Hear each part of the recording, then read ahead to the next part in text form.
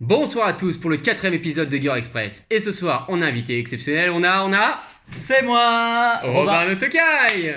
Salut. Représente. Donc on va commencer par... Il y a beaucoup de choses à dire aujourd'hui parce Ouais, que c'est c'était clair. une belle journée, c'était chargé. Et on va commencer comme hier par... Les femmes, Et ouais. le féminin. Et qu'est-ce qui s'est passé? Donc la France fait un super match contre les Pays-Bas. Elle gagne 12-15 avec une grosse remontée, je crois, à la fin. C'est pas une remontée en fait, les deux équipes se tiennent, ça marque. C'est Ouais. une guerre des Enfin, tranchées. ouais, Bam, bim, position. Et puis à la fin, les Et à la Français fin, elles se ils disent emportent qu'elles en le ont titre. marre de perdre à l'univers. Et pour pas que ça arrive, en fait, elles mettent 3-0. Proprement. Ouais, Tranquillement. Et c'était très classe. Ouais, avec deux joueuses de Rhône-Alpes qui terminent l'action, donc on est plutôt content. Ouais, Hein. c'est clair. Une fille de Lyon qui marque sur une joueuse du club de Nantua. Hein. Non, tu vois. Nantua, oui, dans Ok, l'Ain. Ouais, ok, tout à fait. ok. Voilà, donc bonne chance pour ce club, longue vie. Vous avez ce qu'il faut pour avancer. C'est un peu comme le club de Cognac. C'est un bon lancement, ce qu'ils ont. Ouais. Ensuite, il y a eu un deuxième match. La résultance de cette victoire contre les Pays-Bas, c'est qu'ils prennent la troisième place du groupe. Et meilleur troisième. Et du coup, catastrophe. Elle tombe en power pool contre l'Irlande. Alors je dis catastrophe, c'est un peu sarcastique, mais c'est un peu vrai parce que en étant en poule haute, la victoire contre les Pays-Bas n'est plus conservée et du coup on repart avec 0 victoire en poule haute et on se tape que des grosses équipes, donc à savoir l'Irlande, Voilà, donc défaite 15-9 contre l'Irlande. ce qui est Avec une très dure première mi-temps, je crois qu'elles finissent la première mi-temps à 8-2 et puis après elles arrivent à remonté. tenir Enfin, c'est un bon match en fait, différence. 15-9 contre l'Irlande parce que c'est une des 4 équipes favorites du tournoi, donc je suis plutôt content moi de ce match-là. Sur ce que j'ai vu, les filles avaient beaucoup de joie et d'envie de faire, c'est très positif, pas d'abattement et c'était cool à voir. Et derrière, je suis resté un peu par là et je suis allé voir un magnifique Belgique-Suisse avec je pense que c'était un des deux matchs en féminin à voir aujourd'hui. La victoire des Suisses 15-13, mais c'est un match que j'ai adoré sur le plan tactique parce qu'il y a une équipe de Belgique qui est capable de propulser le jeu en fait directement sur tous les secteurs du jeu.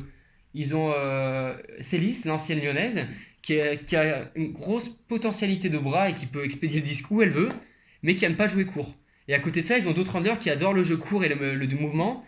Et donc, ils ont un jeu qui est vraiment porté sur tout le terrain et qui arrive à chercher tous les accès. En face, c'est une équipe suisse qui est toujours dans sa rigueur et sa façon de renverser le jeu et d'accélérer. C'est très efficace, ça gagne le match. Mais les deux sont des belles équipes et j'ai vraiment en fait envie de les revoir contre d'autres équipes. Là, elles se sont un peu neutralisées, la Suisse s'en sort bien. Mais c'est des match-up, c'est prometteur. Est-ce que tu penses que ça pourrait faire une belle demi ou quelque chose comme Je ça? veux pas les revoir l'une contre l'autre. D'accord, ok. Voilà, parce que il y a vraiment une équipe qui joue avec un jeu stéréotypé face à une équipe qui joue vraiment ouverte. Et je pense que la Belgique a besoin de jouer une équipe un peu folle. Ouais, Je pense à l'Italie ou D'accord, ouais, peut-être ouais, la Finlande en fait. Ok. C'est ce genre de match. Justement, la Finlande, on va en parler. On va en parler. La Finlande qui a connu sa première défaite. Il n'y a pas eu de call litigieux sur la fin. Et elles ont perdu 14-15 contre la Grande-Bretagne. Ok. Deux équipes qui sont annoncées sur la demi-finale. Donc, que les choses soient claires, hein, les quatre équipes que tout le monde voit vers la fin, on voit la Finlande, on voit GB, on voit l'Irlande, et surtout, on voit l'Allemagne. Ouais. Voilà, c'est les quatre grosses qui semblent être dominants en féminin. Et GB a gagné le duel un peu classe contre la Finlande. Il n'y aura pas de conséquences de toute façon, hein, puisqu'il y a le premier de poule de chacun qui va en quart et qui a un match de repos. Ça peut compter sur la fatigue, mais ça comptera pas forcément sur le résultat final. Et petit avantage psychologique à JB qui a un match référence. Ouais, c'est toujours bon de gagner ce genre de match. Oui, puis, Comme on va le voir dans la suite, ouais. dans la suite, ouais. Et d'ailleurs, on attaque direct avec Ouais. la suite. Donc le mixte, on passe au mixte. 15-3 contre la Belgique. Alors, gros match.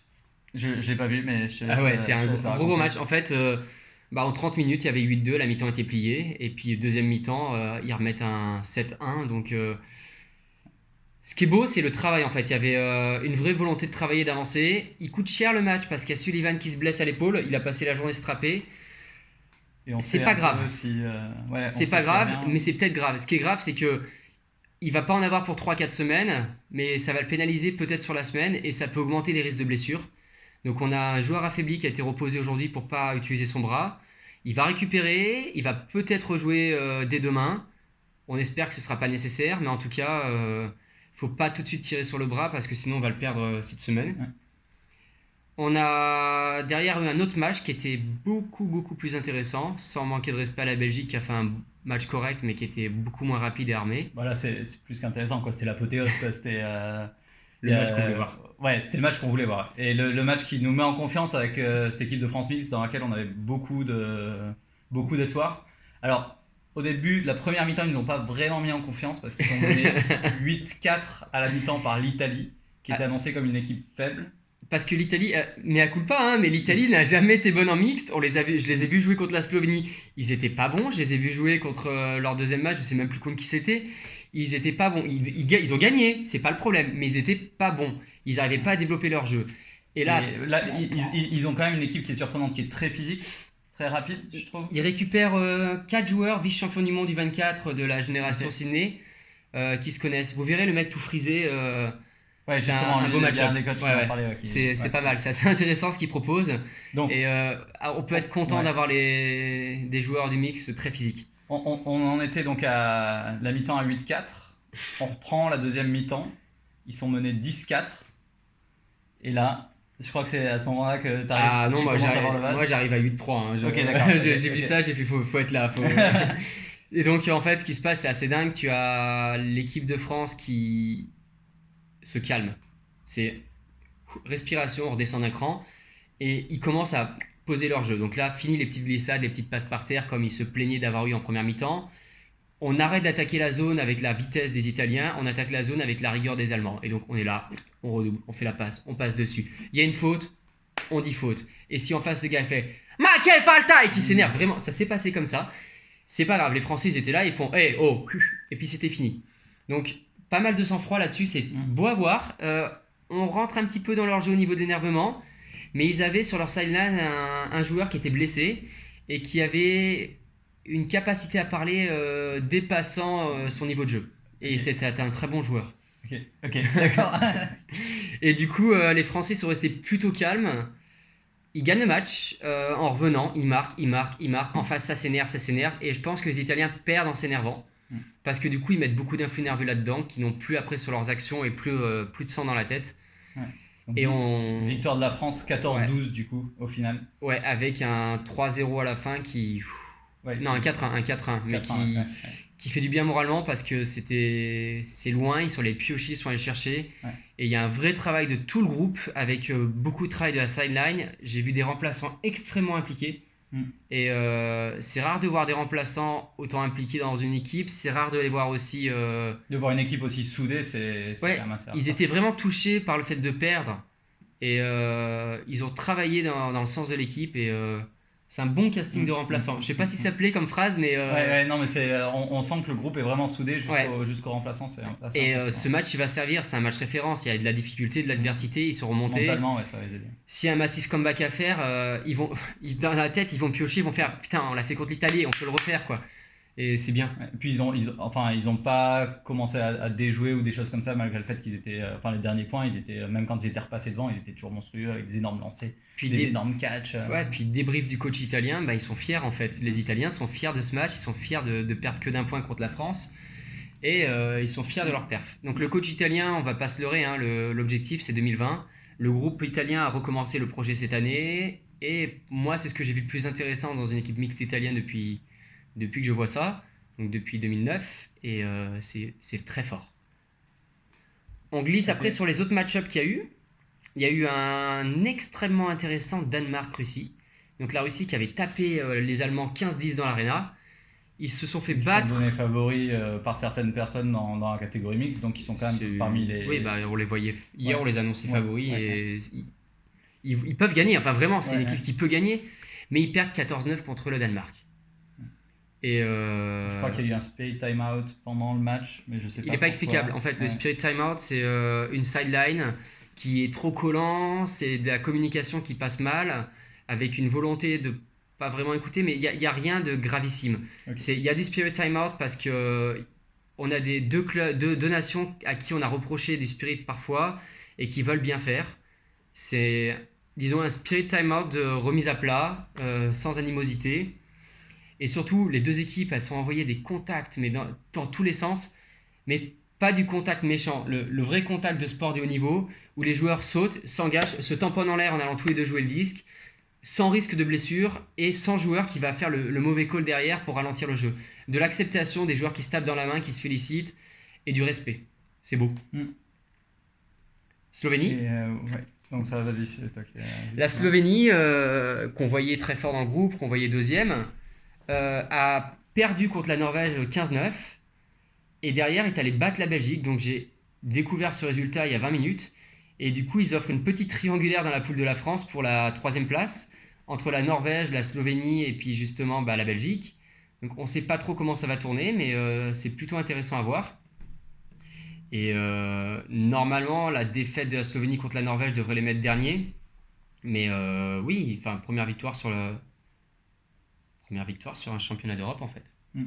C'est Depuis bien toujours. joué. Ok. Et du coup, c'est bien de les voir battre les Belges, mais après, ça intéresse peut-être pas trop les Français. Par contre, c'est surprenant de voir la Belgique, avec le niveau qu'ils ont montré contre l'équipe de France, perdre contre les Slovènes. Et j'irai revoir parce que faut voir comment ça évolue.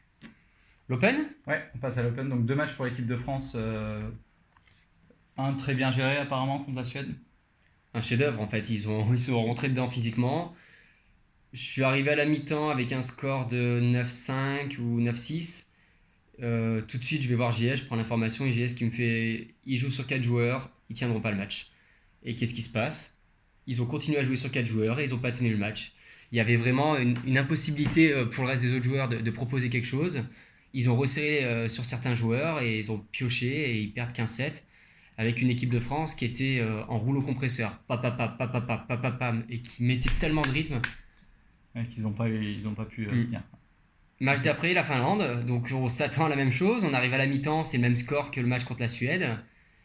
Et du coup, je suis parti à la mi-temps plein de confiance. Et Apparemment, ça a été plus compliqué, quoi. voilà. Donc sur le débrief, on me raconte des passes ratées, des passes qui volent trop loin ou des petits drops de concentration. Il y a Zoubir aussi qui est au repos à ce moment-là. C'est un capitaine. Un capitaine au repos, c'est moins. Je sais pas si c'est moins impliqué, mais c'est moins marquant pour l'équipe. Enfin, dans tous les cas, les Finlandais avaient un super esprit. Ils sont battus, ils sont arrachés. La France n'a pas vraiment été inquiétée. Ils ont toujours été dedans avec au moins 2 points d'avance, puisqu'ils commencent directement par 3-1. Et ils gagnent sans se rassurer, mais ils font le taf, ils font le job.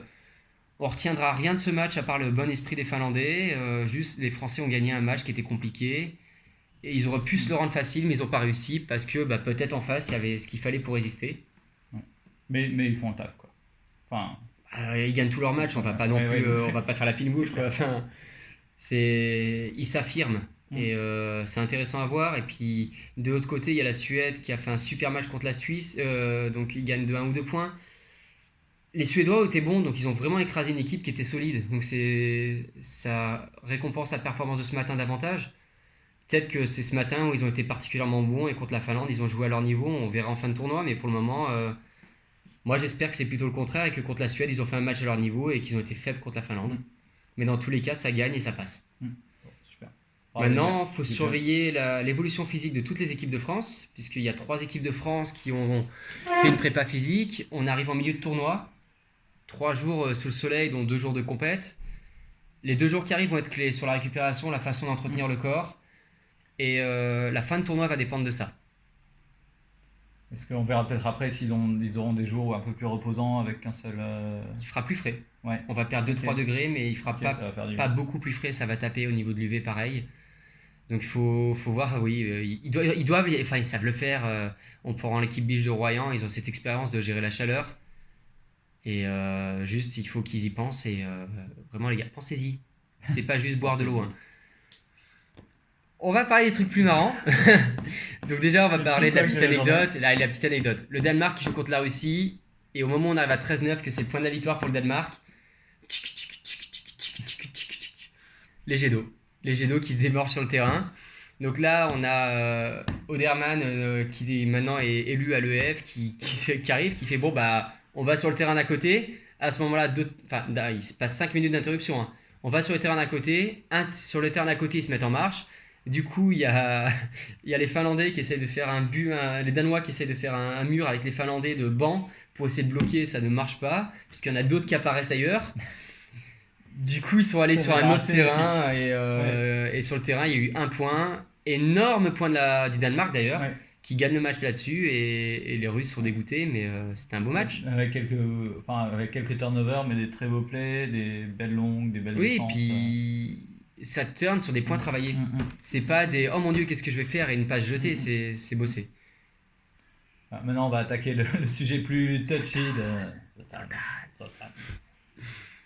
Qui est Zoltan? Donc vous avez peut-être vu le hashtag ZoltanEd, c'est toutes les choses qui ne vont pas. Zoltan, c'est le grand gourou de l'Ultimate en Hongrie en ce moment. Il gère l'équipe de LoL, il gère l'équipe nationale mixte et c'est le directeur du tournoi. Il est partout, il gère tout. Il a tenu à faire un player fee à 65 €. Donc c'est Tolosa. Enfin, c'est le prix d'un Tolosa. C'est pour 2 jours de compétition, il y a 8 jours de tournoi. C'est ridicule. C'est pas cher. Un team fee, mais attention, l'EUF prend sa part de 1000 €. Donc, c'est bien. Enfin, c'est pas cher, vraiment. Tu me disais que l'édition d'avant, c'était 1500 € le team fee, c'est ça? De mémoire, oui. On arrive parfois sur des 1200, 1500 € en fonction des gros tournois. Et des player fees, je me souviens avoir payé des 150, 175 balles sur des... par exemple, le championnat du monde à Ligue Nano, il y a 10 ans, était à 175 €. Enfin, il est pas cher. Et il avait dit, par contre, erreur de communication, pourquoi c'est pas cher? Ne vous inquiétez pas, vous en aurez quand même pour votre qualité. Maintenant, on va faire le détail. Hot dog, 5 €. Frites, quelques frites, 4 €. Verre de bouteille de 2 litres versé dans un gobelet, 3 €. Charger son téléphone portable, 1 €. Ouais. Les bouteilles d'eau, payant. Quand on va se faire soigner, il y a des physios. C'est obligatoire d'avoir des physios. Par contre, c'est pas obligatoire d'avoir le matériel. Du coup, il n'y a pas le tape. Donc, s'ils ont besoin d'être scotchés, d'avoir des réparations, il n'y en a pas. Donc, il faut venir avec. Autre problème, il n'y a que 2 photographes, mais il y a 14 terrains. Et il y a 14 terrains et il y a 17 scorekeepers, les mecs qui font la table. Donc, D'ailleurs, l'EUF le faisait remarquer, c'est un souci aussi parce que un scorekeeper tout seul ne veut pas tenir le score et mettre à jour les scores sur Ultimate Central. C'est pour ça qu'il y a beaucoup de scores qui sont pas en live parce que les scorekeepers peuvent pas faire le taf en fait, quoi. On devrait en avoir 28 ou 32, 33 pour couvrir un scorekeeper de plus pour les matchs où il y a la télé. Puis il faut qu'ils aient le temps de Enfin, ça veut dire qu'ils font des journées complètes avec la chaleur et tout. Nous aussi, hein, on fait tous des journées complètes. Oui, mais ça veut dire qu'ils ont aussi. zéro. Voilà, il n'y a pas de repos. Ouais. Et le premier jour, il n'y avait pas à manger. Imaginez bien que pour les volontaires, il n'y avait pas à manger. On nous rappelait bien qu'on pouvait aller manger sur acheter des Hugo, hein, la monnaie locale, pour payer des hot dogs ou des frites à 4 €, très diététique hein, d'ailleurs. Et enfin bon, c'est des petites choses qui vont pas, c'est plein de petites choses. Et ça vient d'un problème. Faut pas demander un player fee à 65 € pour gratter de partout derrière. On demande un player fee comme les Italiens à 85-90 €. Ça, c'est la fourchette basse. Hein. Et puis derrière, ça nous permet de mettre tout le reste un peu moins cher et d'être un peu moins cheap sur beaucoup de choses. Ouais, ils ont apparemment voulu faire très bien. Peut-être qu'il y a aussi une volonté de faire pour des pays de l'Est qui sont, où les joueurs vont avoir moins, peut-être. Et puis des équipes comme l'Angleterre qui arrivent pieds dans les chaussures, on a l'hôtel, ou comme les Suisses, ils ont l'hôtel, ils ont leur restaurant à côté, ils ont leur diététicien, et ils n'ont pas envie de payer pour des choses auxquelles ils n'ont pas accès. On comprend le principe, mais sur la communication, ils vont le payer, parce qu'il y a un hashtag qui a été créé, et les gens, dès qu'il y a un problème, ils font Zoltan. Et il y a un homme qui n'était pas très apprécié en Hongrie, qui risque de perdre en popularité en Europe, alors que c'est un bon gars qui a voulu organiser un tournoi, mais qui a organisé un tournoi comme c'est un championnat d'Europe, c'est pas un tournoi.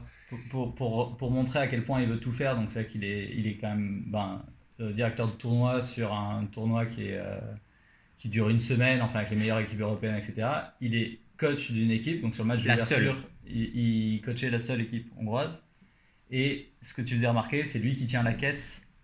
Donc en fait, le mec qui dirige tout le tournoi a rien de plus important à faire que de tenir la caisse pour s'assurer que... Avec sa femme, c'est-à-dire qu'il a une personne de confiance quand même derrière.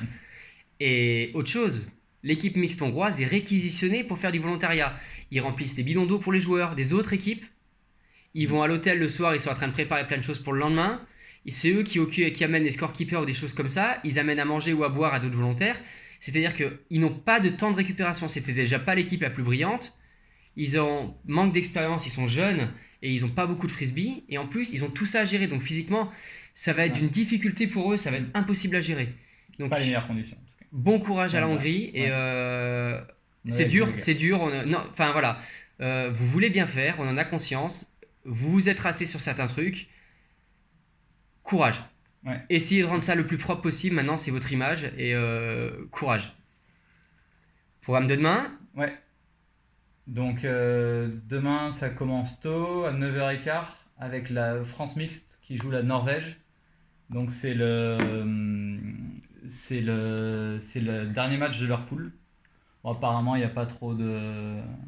Il y a pas trop de Bah, ils sont surprises à attendre, derniers, quoi. la Norvège. Enfin, ils jouent la dernière place égalité. Ils ont perdu contre la Belgique à l'Univers.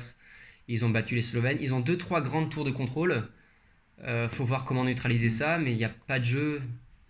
Ouais. Donc il y a des trous dans la raquette. Il y a plusieurs joueurs qui n'ont pas le niveau de l'équipe et ils vont surjouer sur certains. Ils vont essayer d'utiliser les grands quand le compte va monter. Enfin, il n'y a rien de transcendant à gérer pour l'équipe en fait. Donc si on n'est pas capable de neutraliser ça, Apparemment, notre équipe mixte a quand même prouvé qu'ils étaient capables de... Donc il ne devrait pas y avoir trop de surprises. voilà. Ok. Après, on manque pas de respect à la Norvège non plus, mais c'est pas une grosse nation d'ultimate. Il y a 50 licenciés dans le pays. Donc ils ont en fait la moitié de leurs licenciés qui sont dans l'équipe. Là. Et ils n'ont pas de renfort. Ok. Ils ont que des Norvégiens dans l'équipe. France Open Donc, contre à l'Ukraine. 11h15. Là aussi, c'est le dernier match de poule. Voilà, puis l'Ukraine, ça leur brûle les doigts de balancer des longues. Hein. Ils prennent le disque, ils font 2 passes et ils lancent. Ils ont une équipe avec 24-25 joueurs et ils en font jouer 11. Vraiment, les autres, ils sont là pour reposer les autres joueurs. Il n'y a pas d'autre fonction, ou leur amener de l'eau, ou applaudir très fort dans les mains. Il faut finir proprement et faut pas se blesser. Puis la France Open finira quand même premier de poule, Bah, apparemment. Même Si- sur un 15-0, s'ils perdent, ils sont premiers. Ils ont Ouais, battu les ok. Suisses et c'est un match particulier. D'accord. Donc faut pas se blesser. D'accord. Après, c'est mieux de gagner quand même. Hein. Oui, c'est toujours. Et avec la manière contre les Ukrainiens, c'est bien de travailler les longues. Ils les ajustent bien leurs longues, hein, donc il y a du job à faire. Et en même temps que le match Open, le match féminin contre L'Allemagne en l'Allemagne. streaming. Yes, Allez. premier match en streaming. Et attention, une bonne nouvelle, une autre bonne nouvelle. Les France vont rejouer contre la République tchèque après-demain. Et le match est également en streaming. Il y a Universe Point et ils ont décidé de le mettre sur Fansite et UF. Donc vous n'avez pas un match, vous avez 2 matchs des filles en streaming. Donc si les liens sont gratuits, on vous les repartage. S'ils ne sont pas gratuits, fansite.com, hein, vous retrouvez le lien. Voilà, enfin, on va pas vous apprendre, vous avez ce site, vous voyez. Et puis, on va pas faire de choses illégales, hein, parce que ce serait con de se retrouver en tôle en Hongrie. Qu'est-ce que tu veux dire? Moi, j'ai rien à dire. Non, c'est vrai que j'aimerais pas refaire de la garde à vue en Hongrie. Ouais. Ça suffira. T'as trop teasé ou pas assez? Non, c'est une vieille histoire d'étudiant. Un voyage à Budapest qui avait pas super bien tourné le deuxième jour. On l'a passé en garde à vue, mais ça s'était bien réglé au final. Enfin, rien. C'est pas une expérience que je recommencerai non plus. Voilà, On passe à la suite? on va passer à la suite. Super. On va conclure, hein, surtout, parce qu'on a regardé les matchs que vous avez à suivre demain. On n'a pas le planning du streaming complet, parce qu'il y a les matchs de poule à finir en mixte et en open. Donc, on a pour le moment des équipes 3 contre équipe 5. Ça ne nous parle pas. On ne peut pas vous mentir. Par contre, il y a un match qui nous parle, c'est Finlande contre Suisse en women à 17h10. La Finlande, sur les 4 grosses équipes, c'est celle qui a le moins bien performé et qui a eu le plus besoin de recourir à des choses litigieuses. Par contre, la Suisse, c'est dans les équipes moyennes, le challenger qui est le plus intéressant à regarder. Il y a un coup à faire pour les Suisses et on veut voir ça. Donc de toute Et façon, donc là, ça sera toujours un match de poule, c'est ça? Ouais. De power pool? c'est la power pool. Ouais. Et il y a une première place à la clé pour une des deux. Ok, donc ça devrait être un beau match. Ouais. Voilà. En plus, 17h10, fin de journée. Disons que si les Finlandaises gagnent ce match, elles peuvent jouer une triangulaire. Si c'est les Suissesses, elles sortent la Finlande d'une possibilité d'être première. Donc c'est plutôt intéressant. Et donc suivez l'évolution du planning, on va vous donner tout ça. Et vivement demain. Ouais. Et du coup, pour l'évolution du planning, après la fin des matchs de poule, il y aura sûrement le début des matchs de qualification. Donc dans l'après-midi, il y aura peut-être quelques matchs en mixte ou en open aussi qui seront intéressants, avec éventuellement les équipes de France. De toute façon, vous serez informés, les pages de l'équipe de France, ils sont bien réactifs et bien à jour, ça fait vraiment plaisir, beau travail la com. Puis nous aussi, hein, sur Focus, on vous met les infos.